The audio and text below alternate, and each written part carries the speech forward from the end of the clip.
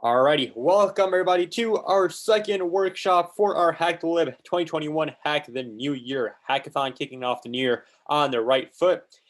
This is our second workshop, which we'll be doing today, and it is a workshop all about GitHub. Now, if you aren't familiar with what GitHub is or what that name even implies, do not worry. We'll be going over all the basics so that you can utilize GitHub properly when we are making submissions this Thursday when time rolls around for our submissions for this hackathon. We see Joe joining in with Luna. Everybody say hi, Joe and Luna.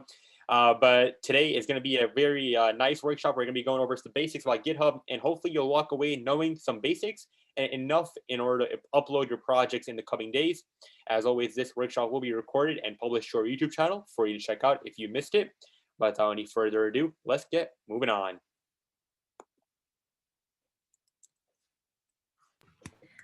All right, sorry, I was muted. So for those of you who are new to GitHub, what is GitHub? Well, in simple terms, it's a Google Drive made for computer programmers. So just like Google Drive, like a Google Doc is the replacement for Microsoft Word, where you can save automatically and it's all on the cloud and you can access it from any computer, basically any device. GitHub sort of works the same way. You get to save your code on the cloud again, and then access that code from any computer on any IDE. So.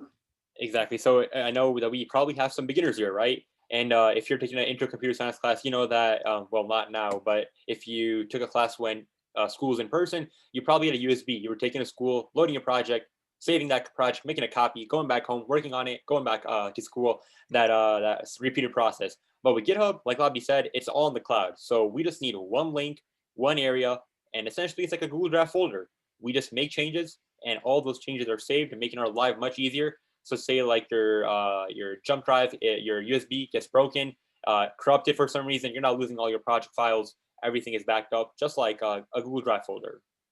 Yes, actually, a short story. My Java project, I think 2 years ago, it got corrupted the day that project was due. I was so literally devastated, and I didn't know about GitHub back then, so it would have been very useful if I had started saving on GitHub and using all these cool developer tools. Well, definitely, yeah. That's one of the story. It probably happened to me at some point too. Something USB drives are not that reliable, which is why GitHub is something actually very used in the software development industry. We had Miss Nelson this morning speaking about Python Flask. She also stored all of her code on GitHub, and the reason why is because not only is it very accessible to other people, but it's a nice tool to use as well. And fun fact: if you're a student, if you have a student ID, you get 1 year of GitHub Pro for free. So with that, you get a bunch of awesome things like access to many of your softwares. We'll drop that link in the chat if you're a student and you want to look into that as well. So it's all cool and all, but why should we actually use it? Well, aside from the fact that it makes code more accessible, easier to use, it's super helpful when collaborating with teams. If you're working in an individual setting, all of your code is on your local machine. So like say I'm working on my laptop, all the code is going to be in one area. But say I'm working with Lobby on a project.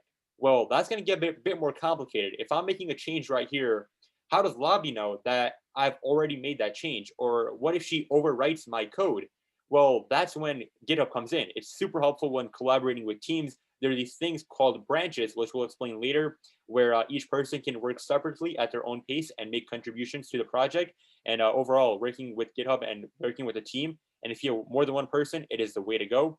Also, keeping track of code is super nice as well. We'll show that in the live example, how you can keep track of the history of the changes you made. So like say you work on a feature and all of a sudden it starts to go in bozo, it's not working, right? Well, you can simply load up and go to a previous version with your GitHub copy.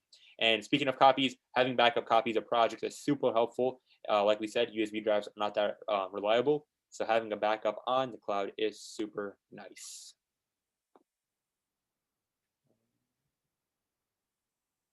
We have a question asking about Git bash. Is there a difference? I do not believe that's the Microsoft version though, right?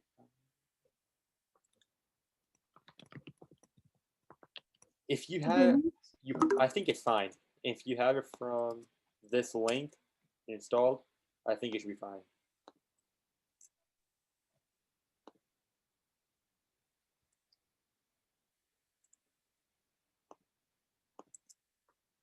Let me know if you have any more questions as we go along, though. I believe it should be good though with Git Bash. All right, so starting to actually go into the explanation of how this GitHub, the whole thing works. Well, let's take a repository. So what it's called a repo, that's just a kind of short form for it. So a repository is a kind of project in GitHub. So that project is in the cloud. Now you have a repository that's the saved project in the cloud, and then you have your own working directory on your computer. And those two things are separate. So basically, whenever you change a file in your working directory, in your computer, in your IDE, so suppose you say print hello world, and then you want to save that in your repository in GitHub. Well, there are two steps you have to do. First, you have to git add. So basically what that does is it adds your changes to a staging area. So that's what this part is over here. That's just one step between that repository and your working directory. So you kind of stash those, actually save those changes into that staging area. And then the second step that you have to do is git commit. And what that does is that finally that saves those changes that you had in this staging area and adds those into the repository. Now there's one last step that's not listed in here, and that's the git push. And that basically pushes all of those changes in that commit into your branch. And this was an overview, of course, and that's what we will be looking more in depth in the following slides. Exactly. And one thing which I wish when I was learning earlier is this flow is super important. Like Labdi was explaining, I think having it memorized in a certain order. So like Labdi was saying, number one, the first place, like the origin, I guess you could call it, is going to be the local copy. Now this local copy is whatever is on our laptop. So like say Labdi, we're working on a project, right? Whatever, like say I have a Visual Studio pulled up, we have some type of website we're working on. Whatever code is on Visual Studio, that's the local copy of our project. So that's like the we could call it the first place, right? And then we were talking about a command called Git Add. That's something which we'll be talking about, and you can enter in the command prompt. When we do Git Add, then our code is then sort of being saved into, you could think of it like a middleman. This is like holding our changes. This is the second destination as well. From here, we use a separate command called git commit. That's also something we'll be typing into the terminal. And usually we have a message associated explaining what we are, what the change we made is. And then from there, once we hit git commit, then our changes are actually being sort of saved, but not permanently pushed to the repository. So they're there, but not pushed essentially. And in order to actually push them out, we use a command called git push, which actually makes the changes live. In order to do that, we use a command called git push. And I'll be going through a live example through all this as well. But having this architecture sort of memorized, that there are 4 places, the local copy and the middleman, then the repository, and then the actual changes is super important when working with GitHub.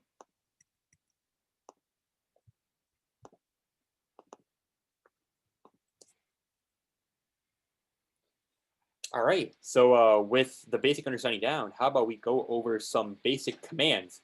And hopefully all of us at this point do have the GitHub command line interface downloaded. If not, feel free to drop a chat or message me or Labdi. But now, how about we do a quick overview, and then we'll do a live example. Ryan, really quick, someone raised a hand. I think Ayush did. Oh, okay. Yes, Ayush. You can type in Q&A or the chat.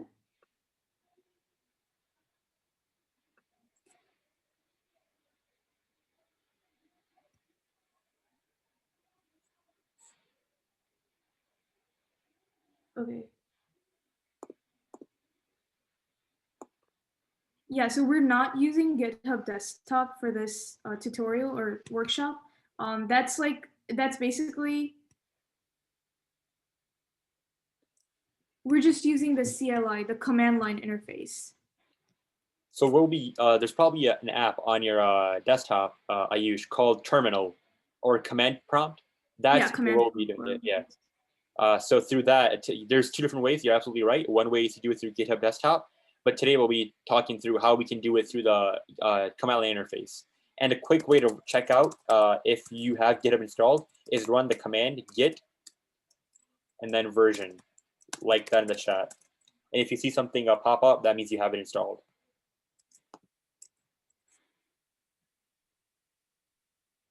All right, so how about we move on towards the first command, which we'll have to know. But first of all, here are some common commands which we. And if it doesn't show up by you can use the link which I dropped in the chat earlier. Here it is again. From here, you can download GitHub for your command line or for your terminal.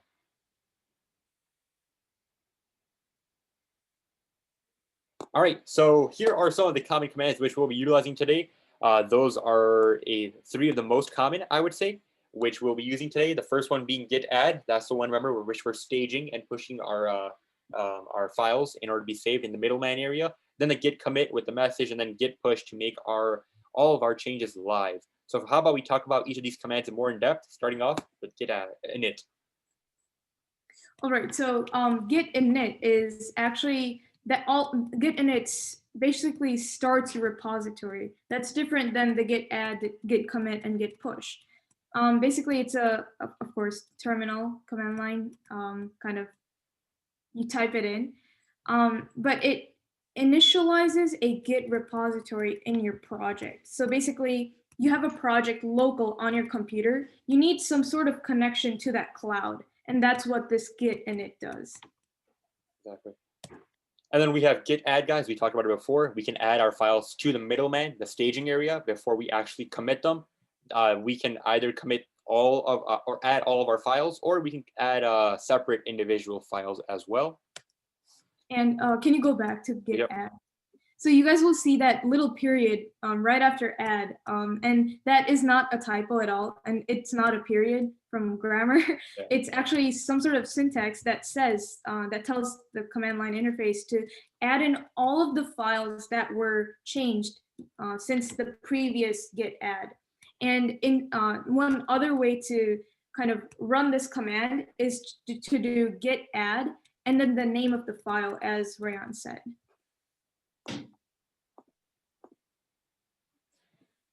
All right, so, and then after the Git add comes the Git commit. So this is where you go from the middleman to you actually commit to your repository on GitHub. Basically what this syntax means is git, so you call that CLI that you installed commit, and then this -m means this is the message I'm going to commit, and then inside those quotation marks is your message, my first commit. And inside these quotation marks, you can say, I changed the backend or edited the font for the heading. It just adds to your convenience when you try to go back to your code and see the history in case you did some sort of error. So yeah, and yeah, strive for a specific message under 60 characters. Don't write a paragraph about your whole story about writing that piece of code. It's supposed to be really short, just for your reference. And then there are a bunch of other commands which we're not going to discuss today, but there are a bunch. There's Git status. We can see the statuses of our files. How far have they been committed? The progress on those. We have Git diff. We can check the difference between two separate files on our local machine and the repository. Git branch is to make a different branch. Today we'll be working on one branch called the master. Git clone is super simple. It's how we can clone any project and put it on our local machine. We have git log. We can see the entire history of our project, and then git reset to move back our version. So these are some other tools and commands which are helpful, and you can find a bunch more on the internet about as well. But with all that said, how about we actually go ahead and do a live example with a quick little project. All right, so for this case, what I'm going to do first of all is, how about we let's do a quick little Python script in Pycharm.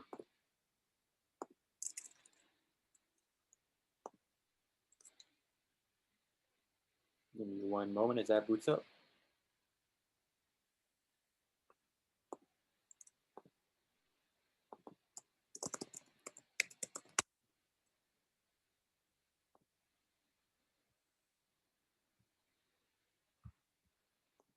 Oh, we got a chat from Ayush. Can you use git bash?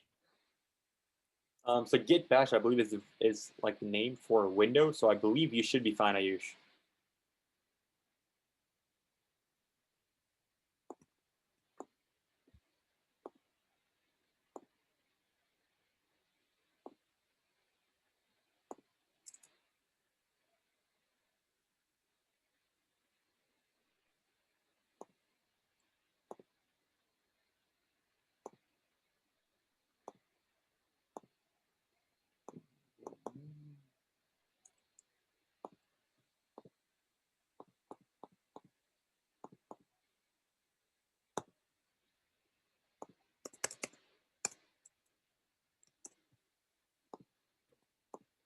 All right, so here we go. Here is a Python file we have pulled up, right? Oh, wait, this is an old file. Give me one moment. Sorry about that.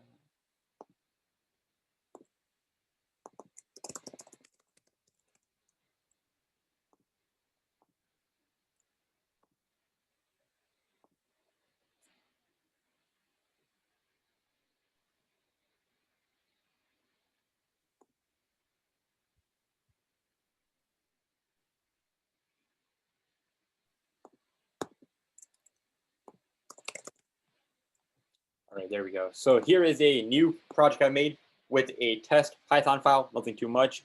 So in here right now, what I'm going to do is just add. We can add one line of code. We can just say hello world, and this will be it. And if I run this,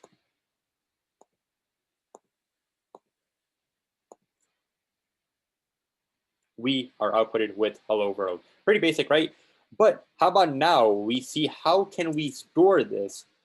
Ayush, you can use any IDE or program you have, like Visual Studio. You can do it through, I believe Replit also has a way you can link a GitHub repository. If you go on the website called Replit, you can write code there as well. This is called Pycharm, the program I'm running on, where I'm writing my code.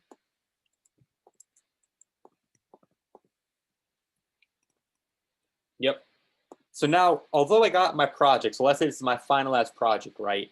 How do I connect this to actually a GitHub repository? Well, for that, we have to open up and go to the GitHub website. So head on over to github.com. I would highly recommend that you create an account, hit the new button, and then once you are in this area to create a new repository, and creating an account is super simple, guys. That's an email or password you need. You can link it to your Google account as well. And then once you hit the new button to create a new repository, then you have to give the repository a name. So I'm going to call this GitHub. We'll call it a GitHub workshop. You can add a description if you would like. I'm going to make this one public so everybody can see and we can share it later as well. And then there's something called a Readme file. That's a file where it's like a description file filled with what does your project do, how do I run it, and stuff like that. Something which will not be really going into today. But once I got the name done, pretty much for today, I'm just going to hit create repository. And voila, there we go. Now we're being displayed a bunch of different commands which we've probably not seen that much. But there are commands which we recognize, like Git Init, Git Add, we have Git Commit, we have our branch, we have this line of code, Git Remote, Add Origin. This is linking our actual project on our computer to the GitHub cloud, and in this case, our folder, our repository, aka. So now, in order to actually link this, what I'm going to do is open my Python script back up, like such. There we go. And now what I'm going to do is head on over to the terminal. Now there's two separate ways I could do this. I could either work in the terminal in my IDE, or I could actually go on over and load up the actual terminal on my MacBook or my laptop. So if I go on over to the launch area, find the tabs, and find a terminal app, I can go to this and then locate my project. So why would I do it from the IDE? Well, that's because it's much simpler to access and make commands. In this case, I got to find the project, which may be a bit hard to do.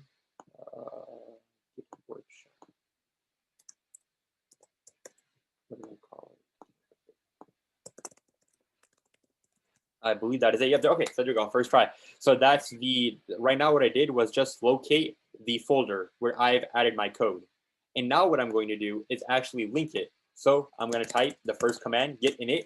This is just initializing an empty repository, connecting. And now if we'd like, we can add a Readme file. So I can just do readme.md where we can add some stuff later. Or in this case, actually, let's not do a Readme file. How about that? And then we can, how about we do git, we can do first, let's do git add. This is staging our files. Then I'm going to do git commit and then add that space -m, then another space, and then quotation marks. I'll say this is my first commit and then end it with another quotation mark. Hit enter.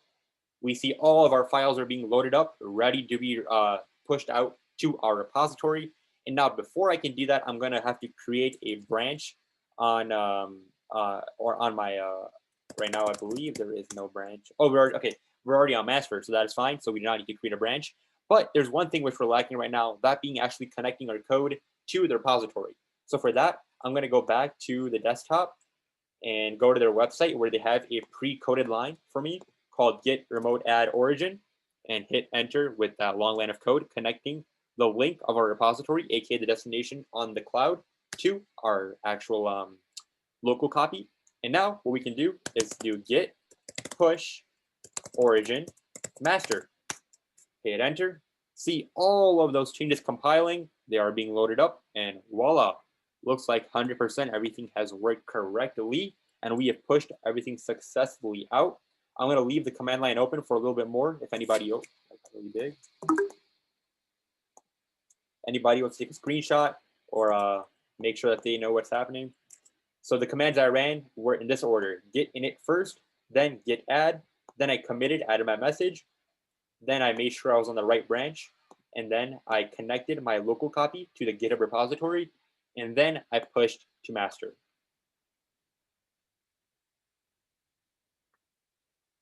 Yep. Oh, there we go.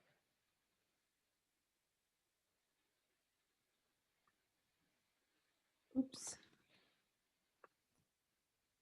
So really quick, this line that Rayan copied and pasted that I'm underlining right now, I just wanted to go over what that says. It says git remote add origin. So when I first saw this, I just copied and pasted like all the time, and I never understood what those words meant. But if you look closely, what it says is git is, of course, the CLI that we are using.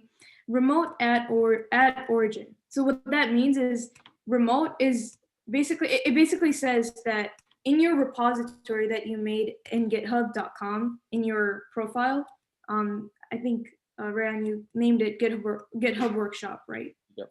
Yeah, so you're basically adding a remote kind of branch to that, and the name of your branch is origin. So if you change this origin to, I don't know, something like daisies or something, it will still work. And every time you push, you will have to say git push daisies master instead of origin master. So that just, it's basically, you're naming this computer, this, I mean, the Mac that Rayan is working on right now, that is origin. And suppose Rayan goes onto another computer, suppose a Windows, and wants to access the same thing and then edit it, then Rayan will basically type the same thing and then say git remote add daisies or something. And that's basically another remote kind of access to the repository that Rayan made in GitHub. Yep.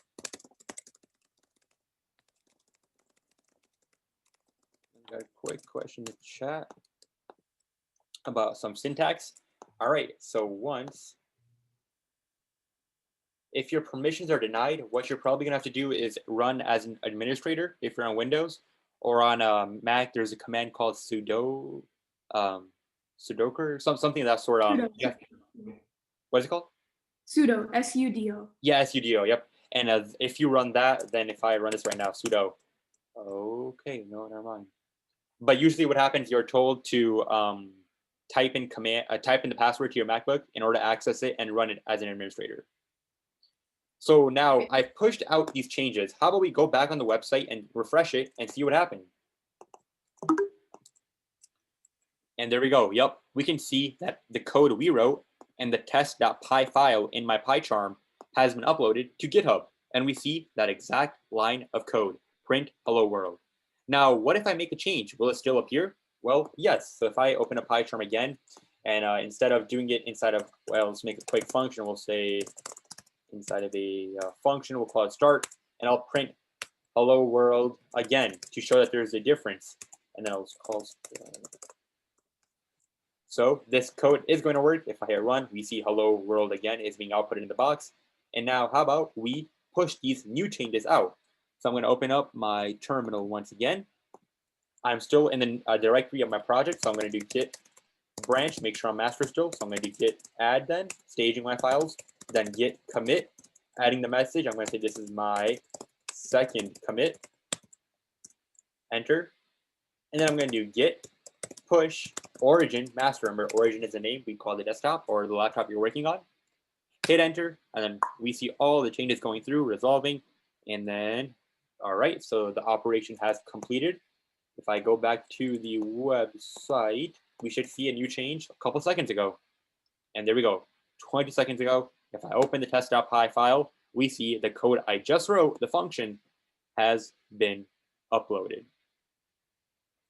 So guys, you will be utilizing this idea of GitHub uploading all of your code a lot when submitting your project through devpost.com, through our hackathon as well. Along with when you create that repository, remember you need a maximum 3-minute video showing the functionality of your project.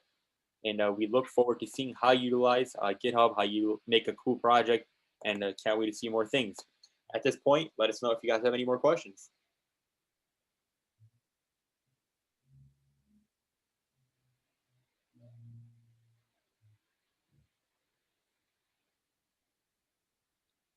If not, we wish you guys a good evening. And remember, tomorrow we will have our competitive programming tournament at 4 p.m.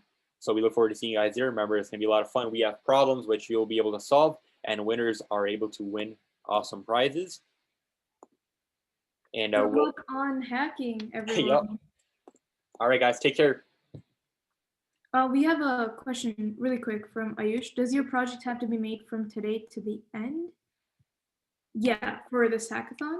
Yep, so Ayush, you had today at 12 p.m. till Thursday around 7 p.m. You have to make a project.